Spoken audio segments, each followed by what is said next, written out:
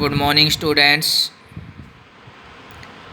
आज की इस वीडियो में हम 9th क्लास में एनसीईआरटी द्वारा निर्धारित कृत्तिका भाग 1 पढ़ने जा रहे हैं। प्यारे विद्यार्थियों, यह कृत्तिका भाग 1 9th की पूरक पुस्तक के रूप में लगाई गई है। इसमें आप सबसे पहले देखेंगे, कुछ बच्चों को इसमें डाउट था क्योंकि हमने जो आपके पास मैटर भेजा था वो सेकंड लेसन से भेजा था। इसमें जो फर्स्ट लेसन है इस जल प्रलय में, जो कि फणीश्वर नाथ रेणु के द्वारा लिखा गया है, ये अपने सिलेबस में नहीं है। ये लेसन जो है वो सिलेबस से कट चुका है, इसको आपको नहीं करना है। दूसरा जो लेसन है मेरे संग की औरतें, जो कि मृदुला गर्ग के द्वारा लिखा गया है, इस पाठ से हमारी शुरुआत होगी, यानी यही हमारा पहला लेसन होगा। इसमें मैं एक बात आपको और बता देता हूँ, ये जो 5वां लेसन है अपना, किस तरह आखिरकार में हिंदी में आया, ये लेसन भी अपने सिलेबस से कटा हुआ है। यानी अपने ये 3 ही लेसन हैं, मेरे संग की औरतें, रीढ़ की हड्डी, माटी वाली। अब इसमें जो विषय वस्तु है वो किस प्रकार से कैसे दिखाई गई है, मेरे संग की औरतें पाठ कहाँ से आरंभ होता है, इसमें क्या कुछ बताया गया है, उसके बारे में मैं आपको बताने जा रहा हूँ। मेरी संग की औरतें एक संस्मरणात्मक गद्य विधा में लिखा गया पाठ है, यानी इसको संस्मरण कहेंगे। और यह मृदुला गर्ग के द्वारा ऐसी औरतों के ऊपर लिखा गया है जो अपने जीवन में लीक से हटकर कार्य करते हैं।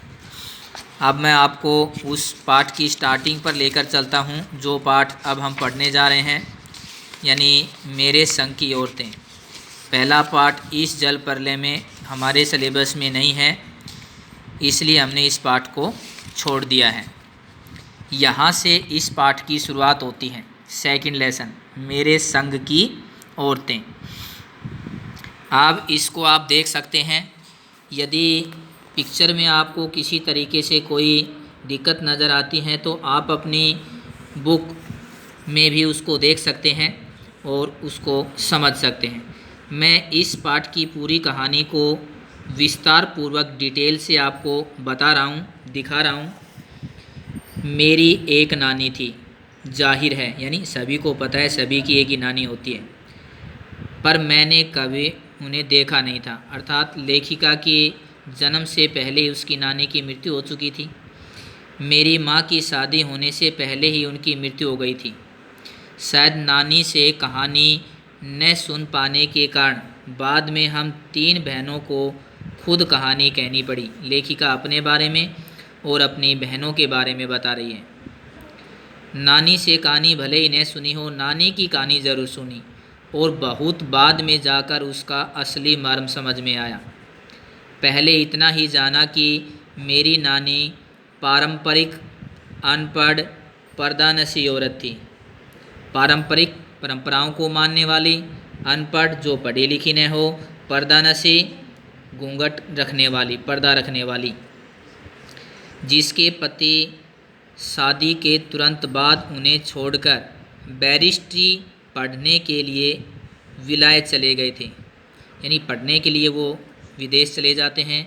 वहाँ से उनके नाना के बारे में बताया जा रहा है, लेखिका के नाना के बारे में। बैरिस्ट्री की पढ़ाई करने के लिए वो विदेश जाते हैं। कैम्ब्रिज विश्वविद्यालय से डिग्री लेकर जब वे लौटे और विलायती रीति रिवाज के रंग संग जिंदगी बसर करने लगे तो नानी के अपने रहन सहन पर उसका कोई असर नहीं पड़ा। अर्थात नानी ने अपने रहन सहन में कोई परिवर्तन नहीं किया, न उन्होंने अपनी कोई इच्छा, आकांक्षा, पसंद नापसंद का इजहार पति पर कभी किया, अर्थात लेखिका के नाना के सामने। उससे आगे है, पर जब कम उम्र में नानी ने खुद को मौत के करीब पाया तो 15 वर्षीय इकलौती बेटी अर्थात मेरी माँ की शादी की फिक्र ने इतना डराया कि वे एकदम मुँहजोर हो उठी। नाना से उन्होंने कहा कि वे पर्दे का लिहाज छोड़कर, यानी वो घूंघट रखती थी, पर्दा रखती थी। मृत्यु के अंतिम क्षणों में जब उन्हें लगा कि मेरी कभी भी मृत्यु हो सकती है तो उन्हें अपनी बेटी की शादी की चिंता होती है। इसलिए वो अपने पति से कहती हैं कि मुझे आपके दोस्त से मिलना है। उनके दोस्त स्वतंत्रता सेनानी प्यारीलाल शर्मा से मिलना चाहती हैं। सब दंग और हैरान रह गए। जिस पर्दानशी औरत ने पराये मर्द से क्या, खुद अपने मर्द से मुंह खोलकर बात नहीं की थी, आखिरी वक्त में अजनबी से क्या कहना चाह सकती हैं। पर नाना ने वक्त की कमी और मौके की नज़ाकत की लाज रखी। सवाल जवाब में वक्त बर्बाद करने की बजाय फ़ौरन जाकर अपने दोस्त को लिवा लाया, अर्थात उस दोस्त को बुला कर ले आते हैं और बीवी के सामने पेश कर दिया। अब जो नानी ने कहा वह और भी हैरत अंगेज था। हैरत अंगेज, आश्चर्यचकित कर देने वाली बात। उन्होंने कहा, वचन दीजिए, उस प्यारेलाल शर्मा से कहती हैं, कि मेरी लड़की के लिए वर आप तय करेंगे, अर्थात लड़का आप ढूंढेंगे। उस अपने पति के जो दोस्त से प्यारेलाल शर्मा, उन पर वो जिम्मेदारी डालती हैं। मेरे पति तो साहब हैं और मैं नहीं चाहती कि मेरी बेटी की शादी साहबों के फर्मा बरदार का मतलब होता है आज्ञाकारी से, यानी वो बड़े साहबों के दरबार में जाए, उनकी आज्ञा का पालन करे, वो ऐसा नहीं चाहती थी। आप अपनी तरह आज़ादी का सिपाही ढूंढकर उसकी शादी करवा दीजिएगा। कौन कह सकता था कि अपनी आज़ादी से पूरी तरह बेखबर उस औरत के मन में देश की आज़ादी के लिए ऐसा जुनून होगा। बाद में मेरी समझ में आया कि दरअसल वे निजी जीवन में भी काफ़ी आज़ाद ख्यालों की रही होंगी। ठीक है, उन्होंने नाना की ज़िंदगी में कोई दखल नहीं दिया, न उसमें साझेदारी की, पर अपनी ज़िंदगी को अपने ढंग से जीती जरूर रही। पारंपरिक, घरेलू, उबाऊ और खामोश ज़िंदगी जीने में आज के हिसाब से क्रांतिकारी चाहे कुछ न रहा हो, दूसरे की तरह जीने के लिए मजबूर न होने में असली आज़ादी कुछ ज़्यादा ही है। इसके बाद नेक्स्ट पेज पर है, खैर इस तरह मेरी माँ की शादी ऐसे पढ़े लिखे होनहार लड़के से हुई जिसे आज़ादी के आंदोलन में हिस्सा लेने के अपराध में ICS के इम्तिहान में बैठने से रोक दिया गया था और जिसकी जेब में पुश्तैनी पैसा धेला एक नहीं था। पुश्तैनी पैसा धेला ऐसे रुपया, पैसा, संपत्ति जो हमें अपने पूर्वजों से मिलती हैं। माँ बेचारी अपनी माँ और गांधी जी के सिद्धांतों के चक्कर में सादा जीवन जीने और ऊंचे ख्याल रखने पर मजबूर हुई। हाल उनका यह था कि खादी की साड़ी उन्हें इतनी भारी लगती थी कि कमर चनका खा जाती। रात रात भर जगकर वे उसे पहनने का अभ्यास करती। अपनी माँ के बारे में बता रही लेखिका, जिससे दिन में शर्मिंदगी न उठानी पड़े। वे कुछ ऐसी नाजुक थी कि उन्हें देखकर उनकी सास यानी मेरी दादी ने कहा था, हमारी बहू तो ऐसी है कि धोई पोंछी और छीके पर टांग दी। गनीमत यही थी कि किसी ने उन्हें छीके पर से उतारने की पेशकश नहीं की। क्यों नहीं की? इसकी दो वजह थी।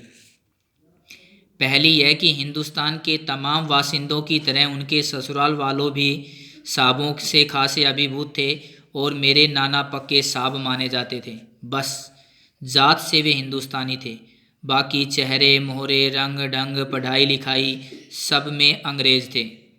मज़े की बात यह थी कि हमारे देश में आज़ादी की जंग लड़ने वाले ही अंग्रेज़ों के सबसे बड़े प्रशंसक थे, गांधी, नेहरू हों या मेरे पिताजी के घर वाले। भले लड़का आज़ादी की लड़ाई लड़ते जेब खाली शोहरत सिर करता रहे, दबदबा उसके साबी ससुर का ही था। एक आन बान शान वाले साहब ने अब उनके सिरपिरे लड़के को अपनी नाजुक जान लड़की सौंपी थी। उससे रोमांचित क्या कोई परी कथा होती। नानी की सनक भरी आखिरी ख्वाहिश, क्योंकि नानी की ख्वाहिश थी, आखिरी इच्छा थी कि भाई उसकी शादी जहाँ प्यारेलाल शर्मा कहेंगे उसके साथ की जाए।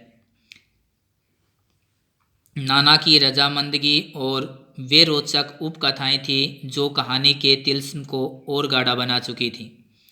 दूसरी वजह थी कि अपनी शख्सियत, अपना व्यक्तित्व। माँ का अपना व्यक्तित्व भी कुछ ऐसा था कि उसको कोई कुछ कहता नहीं था। पहली वजह बताई कि भाई उसके पिता जो थे वो साहबों में गिने जाते थे और एक बहुत बड़े वकील थे। उनमें खूबसूरती, नज़ाकत, गैर दुनियादारी के साथ ईमानदारी और निष्पक्षता कुछ इस तरह घुली मिली थी कि वे परिजात से कम जादुई नहीं मालूम पड़ती थी। उनसे ठोस काम करवाने की कोई सोच भी नहीं सकता था। ठोस काम का मतलब भारी काम, बड़ा काम। हाँ, हर ठोस और हवाई काम के लिए उनकी ज़बानी राय ज़रूर मांगी जाती थी। घर में कोई बड़ा काम करना है तो उनकी राय ली जाती थी और पत्थर की लकीर की तरह वो बात निभाई भी जाती थी। आगे नेक्स्ट पेज पर है।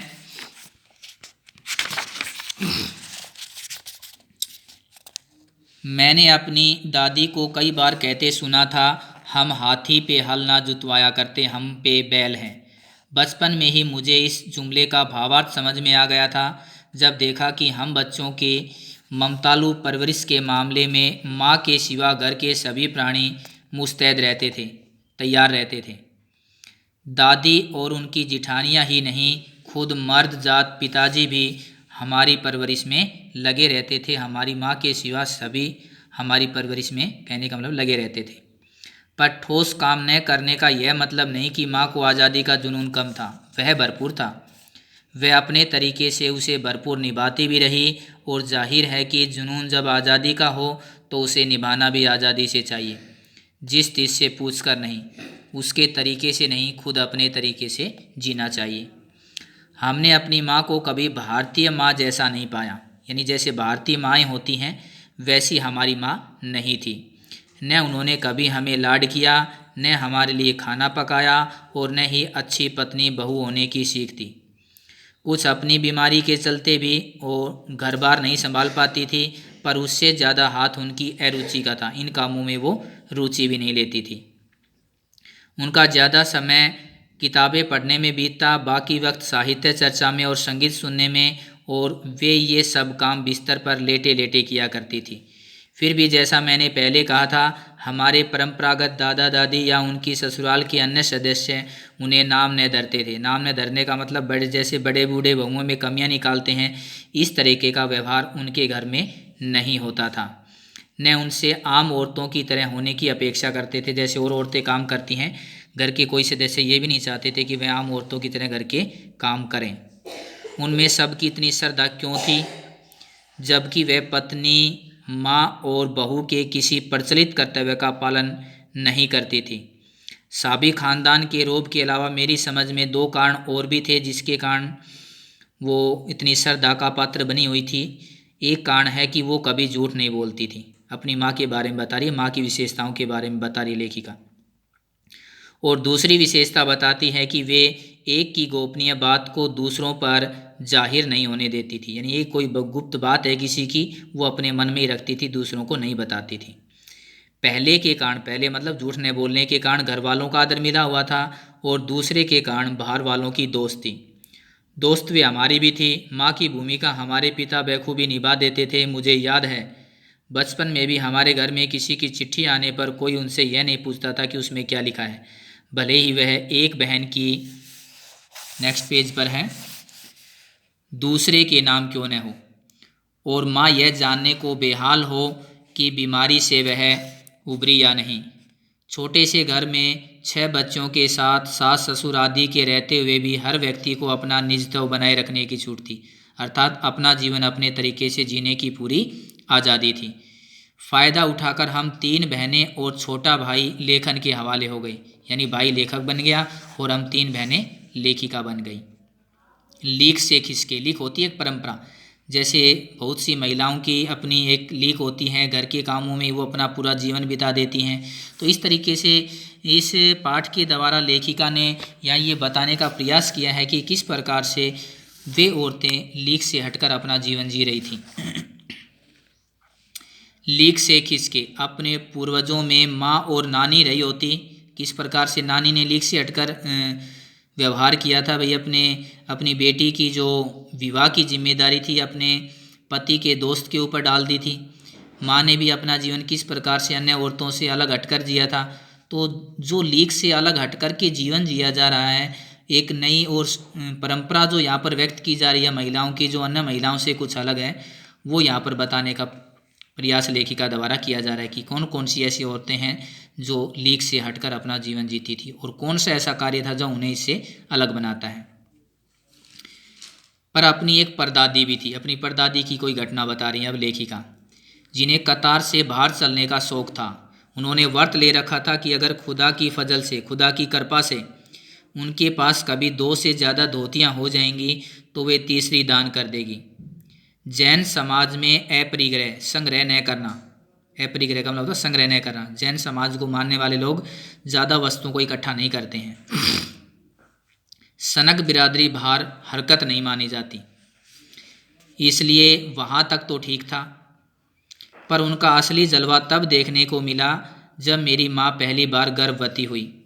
मेरी परदादी ने मंदिर में जाकर, देखो कितने समय पहले की बात बताई जा रही है कि लेखिका और लेखिका की परदादी उस समय जब उसकी जो है पुत्रवधू पतोहू गर्भवती होती है तो मंदिर में जाकर क्या मन्नत मांगती है। तो ये एक अलग विचारधारा, लीक से हटकर सोच यहाँ पर दिखाई गई है। मेरी परदादी ने मंदिर में जाकर मन्नत मांगी कि उनकी पतोहू का पहला बच्चा लड़की हो।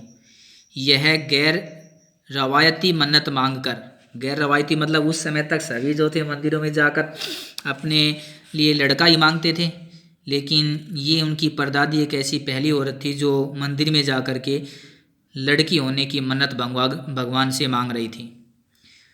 उसे भगवान और अपने बीच पोशीदा रखने की बजाय उसने ये भी नहीं कि भाई उस जो मांग उन्होंने मांगी है भगवान के सामने वो अपने तक सीमित रखे, सभी को बता दिया, सरेआम ऐलान कर दिया कि वो मंदिर गई थी और उन्होंने भगवान से इस प्रकार से पतोह के लिए पहला बच्चा लड़की होने का वरदान मांगा है। लोगों के मुंह खुले के खुले रह गए। उनके फितूर की कोई वाजिब वजह ढूंढने मिली, यानी कोई ऐसा कारण भी नहीं था बहुत बड़ा जिसके कारण उसने लड़की मांगी हो। यह भी नहीं कह सकते कि खानदान में पुश्तों से कन्या पैदा नहीं हुई थी, इसलिए माँ जी बेचारी कन्यादान के पुण्य के अभाव को पूरा करने के चक्कर में हुए। यानी ऐसा भी नहीं कहा जा सकता था कि उनके खानदान में कभी कोई लड़की थी नहीं, यानी उनके खानदान में पहले भी लड़कियाँ थी। उसके बाद इसमें आगे दिखाया जा रहा है, यह भी नहीं कह सकते खानदान में कोई लड़की पैदा नहीं हुई थी, इसलिए माँ जी बेचारी कन्यादान के पुण्य करना चाहती और वो नहीं कर पाई हो, क्योंकि पिताजी की ही नहीं दादा की भी बहनें मौजूद थी। हाँ, पहला बच्चा हर बहू का लड़का होता था। खैर, माँ जी ने अपनी तरफ से कोई सफाई नहीं दी, बल्कि बेदस्तूर मंदिर जाकर मन्नत दोहराती रही, नियम से। बेदस्तूर मतलब नियम से। पूरा नुक्कड़ गांव जानता था कि माँ जी का भगवान के साथ सीधा सीधा तार जुड़ा हुआ है, अर्थात बेतार का तार जो दिखाई नहीं देता। इधर वह तार खींचती है, उधर टन से तथास्तु बजता है। मेरी दादी तो पहली मर्तबा में ही तैयार हो गई थी कि गोद में खेलेगी तो पोती, पर माँ जी की आरजू किस कदर रंग लाएगी इसका उन्हें भी गुमान न रहा होगा। नेक्स्ट पेज पर चलते हैं हम।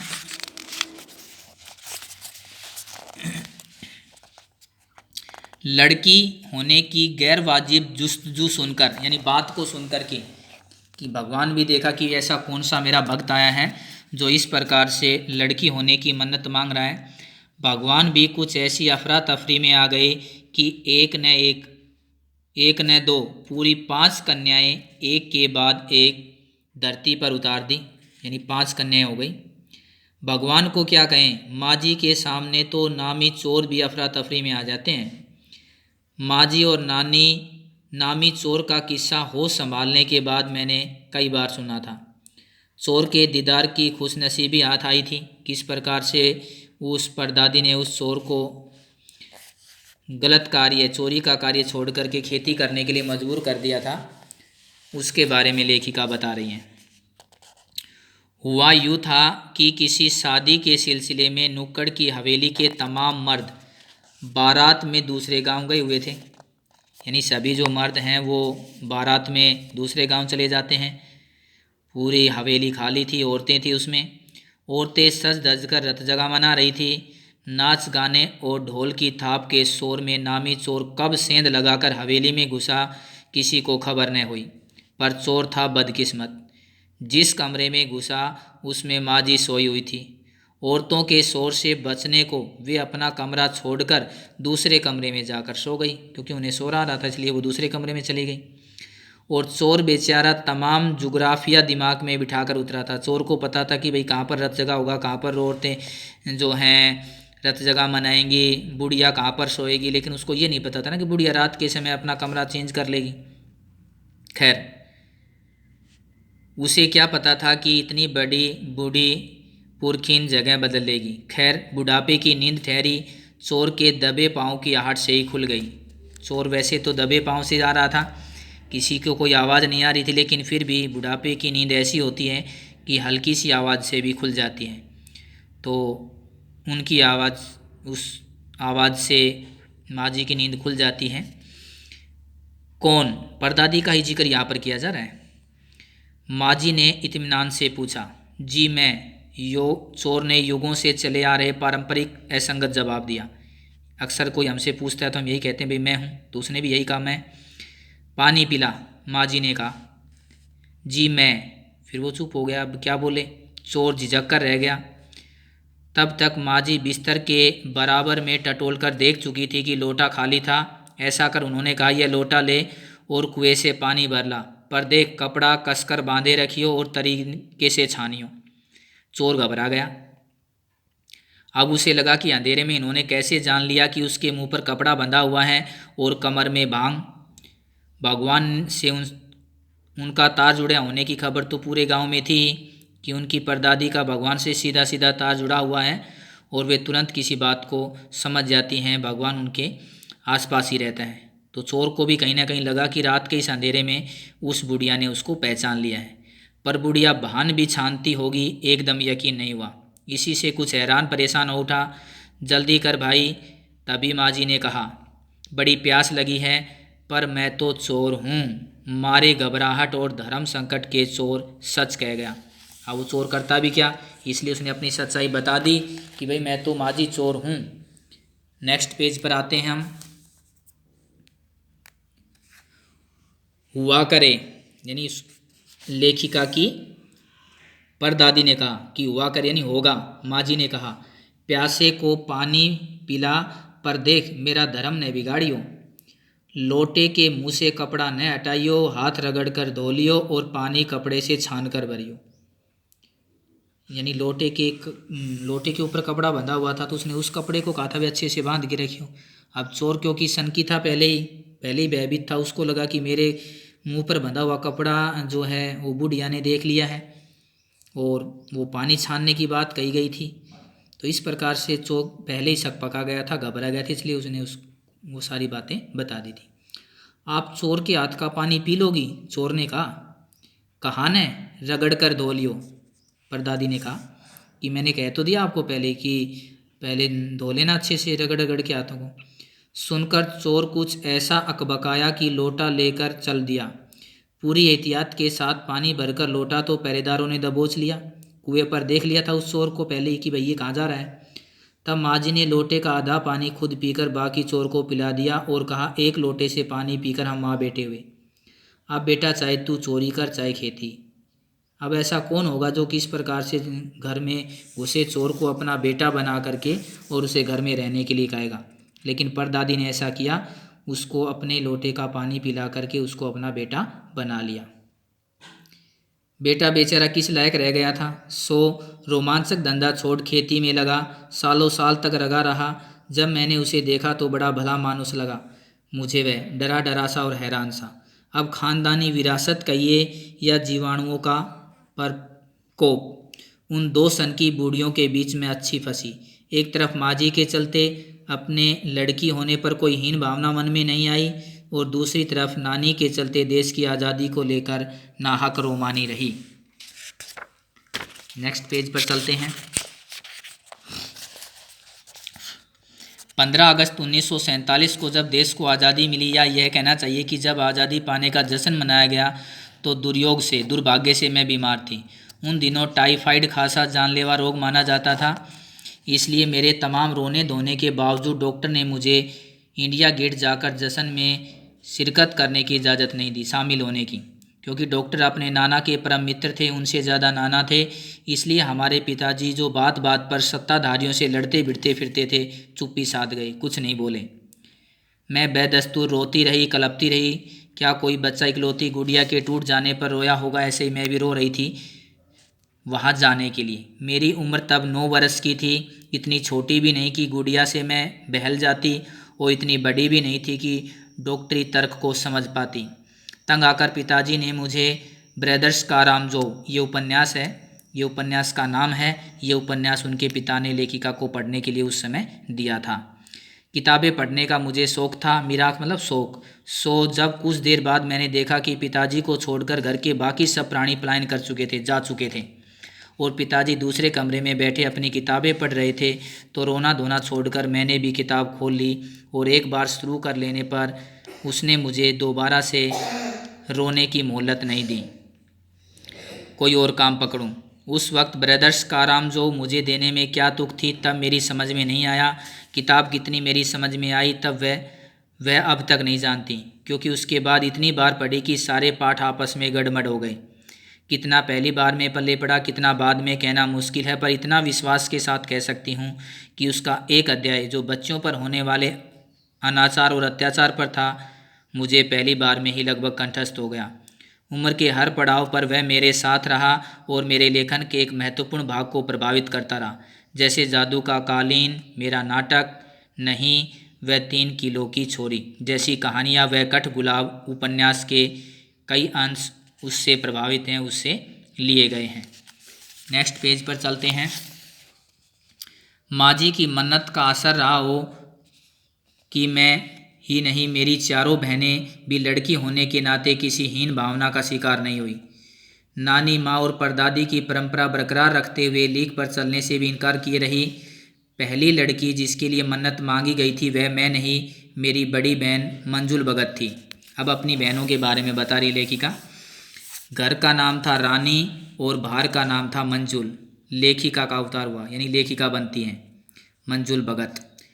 क्योंकि लिखना शादी के बाद शुरू किया और अपना नाम बदलकर पति का ग्रहण करने में कोई हीन भावना आड़े नहीं आई, इसलिए पैदाइशी जैन नाम छोड़कर भगत बनी। दूसरे नंबर पर मैं थी। घर का नाम उमा और बाहर का नाम मृदुला। मैंने भी शादी के बाद लिखना शुरू किया, सो बैतौर लेखिका नाम चला मृदुला गर्ग। मुझे याद है जब हमने लिखना शुरू किया उससे कुछ पहले नारीवाद का चलन हुआ। शादी के बाद नाम न बदलने का रिवाज उसी ने चलाया। मनु भंडारी का हवाला देकर हमसे पूछा भी जाता कि आप लोग इतने पोंगापंथी घर घुस्सू क्यों हैं, पुरानी परंपराओं को मानने वाले, नाम क्यों बदला। हमारे पास इसका कोई ढंग का जवाब नहीं होता था, अब भी नहीं है, पर नाम बदलने से अपने व्यक्तित्व का कोई नुकसान होते मैंने नहीं देखा। पूछने को तो पिताजी से लोग यह भी पूछते थे कि 5 बेटियों से आपका मन नहीं भरा जो हर बेटी के 2-2 नाम रख छोड़े हैं। मुझसे छोटी बहन का घर का नाम था गोरी और बाहर का चित्रा। वह नहीं लिखती थी, यानी वह लेखिका नहीं थी। उसका कहना था कि वह इसलिए नहीं लिखती क्योंकि घर में कोई पढ़ने वाला भी तो होना चाहिए। खैर, उसके बाद जब 4थी 5वीं बेटियां पैदा हुई तो पिताजी ने इतनी बात जमाने की सुनी कि उनका एक एक ही नाम रखा, रेणु और अचला। 5 बहनों के बाद एक भाई हुआ जिसका नाम राजीव, और मज़े की बात यह थी कि बीच की 2 बहनें ही लेखन से बची रही, अचला और राजीव फिर उसी में जा फंसे, अर्थात वो भी लेखक और लेखिका बन गए। अचला मुझसे 8 साल छोटी थी और वक्त के बदलाव की लाज रखते हुए अंग्रेजी में लिखती थी, यानी उसको अंग्रेजी की लेखिका थी। और राजीव फिर हिंदी के हवाले हो गया, राजीव ने हिंदी में लिखना आरंभ किया। उसके बाद हम नेक्स्ट पेज पर आते हैं। हम 4 लिखते और तमाम ख़ानदान हमें पढ़ता। मेरी ससुराल में मुझे कोई नहीं पढ़ता। इस तथ्य को हजम करने में मुझे काफ़ी वक्त लगा। फिर उसके फ़ायदे भी नज़र आने लगे। कम से कम घर के भीतर तो मुझे हिंदी आलोचना बुद्धि से 2-4 नहीं होना पड़ता था। खैर मैं अपनी नहीं उन देवियों की बात कहना चाहती हूँ जो परदादी की नतीजन धरती पर आई और लेखक नहीं बनी, और जो बनी उन्हें सांस लेने की ज़रूरत कुछ ज़्यादा हो। समझ में आता है, जैसा मेरे पिताजी ने एक बार मंजुल से कहा था, कोई दम नहीं घुटता, सांस लेने की ज़रूरत ही ज़्यादा है। पर यहाँ तो हम शेर तो गैर लेखिका बहने सवा शेर, वो हमसे भी बढ़कर थी। चौथे नंबर वाली रेणु का आलम यह था कि गर्मी की दोपहरी में स्कूल से वापसी पर जब गाड़ी उसे और उसकी छोटी बहन अचला को बस अड्डे से लेने जाती तो रेणु उसमें बैठने से इनकार कर देती थी, बस में बैठकर नहीं आती थी। उसका कहना था कि यूँ थोड़ा सा रास्ता गाड़ी में बैठकर तय करना सामंत शाही का प्रतीक है, और जो शायद था भी, पर साथ ही पिताजी के अतिरिक्त लाड प्यार का भी, और रसोइये को खाना खिलाकर जल्दी फारिग करने की लाचारी का भी। माँ तो सब चीज़ों से उदासीन रहती थी, पर पिता काफ़ी कुढ़ते भूनते थे जब देखते कि अचला गाड़ी में बैठी चली आ रही है और रेणु पीछे पीछे पसीने में तरबतर खरामा खरामा धीरे धीरे पैदल चली आ रही है। बचपन में एक बार चुनौती दिए जाने पर उसने जनरल थिमैया को पत्र लिखकर उसका चित्र मंगवा लिया था, जो एक मोटरसाइकिल सवार जवान आकर उसके हाथ में दे गया। पड़ोस में उसका रुतबा काफ़ी बढ़ गया। गाड़ी में बैठने के साथ साथ उसे इम्तिहान देने से भी परहेज था। स्कूल तो जैसे तैसे पास कर लिया, पर जब बीए का इम्तिहान देने की बारी आई तो वह अड़ गई। पहले मुझे समझाओ कि बीए करना क्यों ज़रूरी है, तब मैं इम्तिहान दूंगी। अगर मुझे यकीन आ गया कि हाँ कोई फ़ायदा है तो ठीक, नहीं तो नहीं। हमने तरह तरह के तर्क दिए। माँ ने कहा पिताजी से पूछ लो। पिताजी ने कहा नौकरी कर पाओगी, शादी कर पाओगी, लोग इज्जत से देखेंगे। तरह तरह के तर्क दिए, लेकिन कोई विश्वसनीय नहीं लगा रेणु को, न खुद उन्हें पिता को। आखिर उन्होंने उसी कुतर का सहारा लिया जो युगों से माँ बाप के काम आता है। उन्होंने कहा बीए करो क्योंकि मैं कह रहा हूँ। रेणु ने बीए कर लिया, पर सिर्फ पिता की खुशी के लिए, यानी पास होने लायक नंबर लाकर। सच बोलने में वह माँ से भी 2 कदम आगे हैं, और गनीमत यह है कि आधा समय उसके सच सुनकर लोग सोचते हैं कि वह मजाक कर रही होगी, इसलिए बिना मेहनत वह लोगों को हंसाए रख लेती है। आज भी उसे कोई इत्र भेंट करता है, सेंट, तो वह कहती है कि नहीं चाहिए, मैं तो नहाती हूँ। तीसरे नंबर पर चित्रा। वह कॉलेज पढ़ने तो जाती, पर खुद पढ़ने से ज़्यादा दिलचस्पी औरों को पढ़ाने में रखती थी, इसलिए इम्तिहान में उसके कम अंक आते थे और उसके शागिर्दों के ज़्यादा आते थे। पर अपने यहाँ सब चलता है। उसकी शादी वक्त आया तो उसने एक नज़र में लड़का पसंद करके ऐलान कर दिया कि शादी करेगी तो उसी से। और मुश्किल यह थी कि हमारे माँ बाप ही नहीं, खुद लड़का भी उसके निर्णय से वाकिफ़ नहीं था। पर उसका कहना था कि वह जो सोच लेती है करके रहती है, तो उसकी शादी उसी लड़के से हुई। कोई मुश्किल पेश नहीं आई। आती भी क्यों? उसने कहा था कि मैंने पहली मुलाकात में ही उसे बता दिया था कि मैं जो सोच लेती हूँ होकर रहता है। तो उसने बात आगे खींची नहीं, पहली बार में ही हथियार डाल दिए। हम में सबसे छोटी बहन अचला काफ़ी दिनों तक कुछ कम खिसकी मालूम पड़ रहती थी। पिता का कहा मानकर पहले अर्थशास्त्र किया, फिर पत्रकारिता में दाखिला लिया, ढंग से पढ़ाई की, पास हुई, और फिर पिता की पसंद से शादी भी कर ली। पर उसके आगे वह लीक पर नहीं चल पाई और घर बार में मन ज़्यादा रुचा नहीं, और मंजुल और मेरी तरह उम्र के 30 बरस पार करने पर लेखन का रोग लगा लिया। नेक्स्ट पेज है। एक बात हम में एक सी थी। घर बार को परंपरागत तरीके से हमने भले ही न चलाया हो, उसे तोड़ा भी नहीं। शादी एक बार की और उसे कायम रखा, चाहे तलाक के कगार पर ही क्यों न चली गई हो। तोड़ा नहीं, डूबी नहीं। शायद इसलिए कि जैसा मैंने अपने पहले उपन्यास में लिख डाला कि हम सभी विश्वास करती रही हैं कि मर्द बदलने से कोई प्रयोजन सिद्ध नहीं होता। घर के भीतर रहते हुए भी अपनी मर्जी से जिया जा सकता है, काफ़ी है। शादी के बाद मैं बिहार के एक ऐसे छोटे कस्बे डालमिया नगर में रही, जहाँ मर्द औरतें चाहे पति पत्नी ही क्यों न हो, पिक्चर देखने भी जाते तो अलग अलग स्थानों पर बैठते थे। मैं दिल्ली से कॉलेज की नौकरी छोड़कर वहाँ पहुँची थी और नाटकों में अभिनय करने की शौकीन रही थी। मैंने उसके चलते हार नहीं मानी। साल भर के भीतर उन्हीं शादीशुदा औरतों को पराए मर्दों के साथ नाटक करने के लिए मना लिया। अगले 4 सालों तक हमने कई नाटक किए अकाल राहत कोष के लिए, और उन्हीं के माध्यम से पैसा भी इकट्ठा किया। वहाँ से निकली तो कर्नाटक के एक छोटे से कस्बे बागलकोट में पहुँच गई। तब तक मेरे 2 बच्चे हो चुके थे जो स्कूल जाने लायक हुए, और पर वहाँ कोई ढंग का स्कूल नहीं था। लोगों की राय पर मैंने वहाँ के कैथोलिक बिशप से दरख्वास्त की कि उनका मिशन वहाँ के सीमेंट कारखाने की आर्थिक मदद से हमारे कस्बे में एक प्राइमरी स्कूल खोल दें। उनका अपना सीमेंट का कारखाना था, कैथोलिक बिशप का।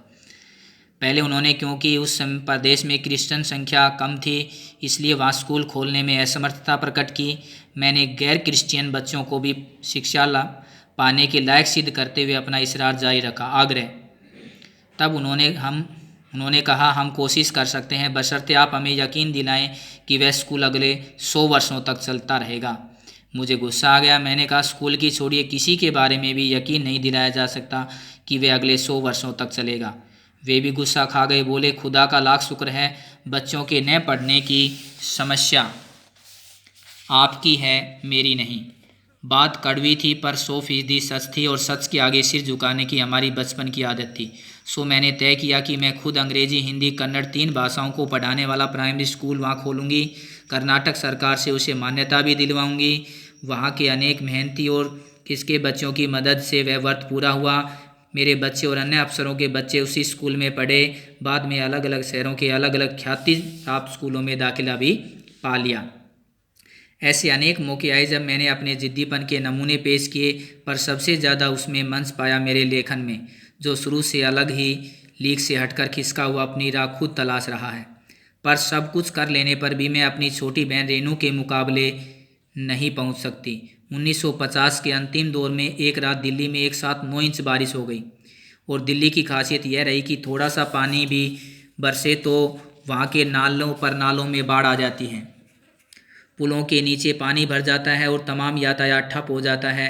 और इस कयामती बारिश के बाद तो सरकारी दफ्तरों के पहले तल्लों से फाइलें पानी में तैर आई।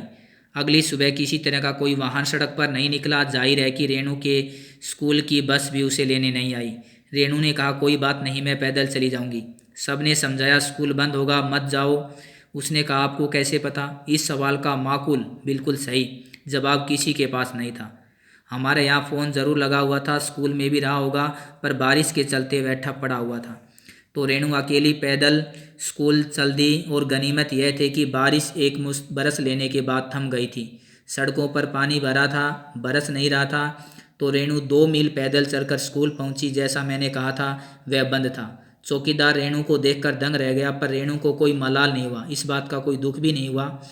वह वापस 2 मील चलकर घर पहुंची। सब ने कहा, हमने पहले ही कहा था कि स्कूल की छुट्टी होगी, मत जाओ, लेकिन उसने ऐसा नहीं किया।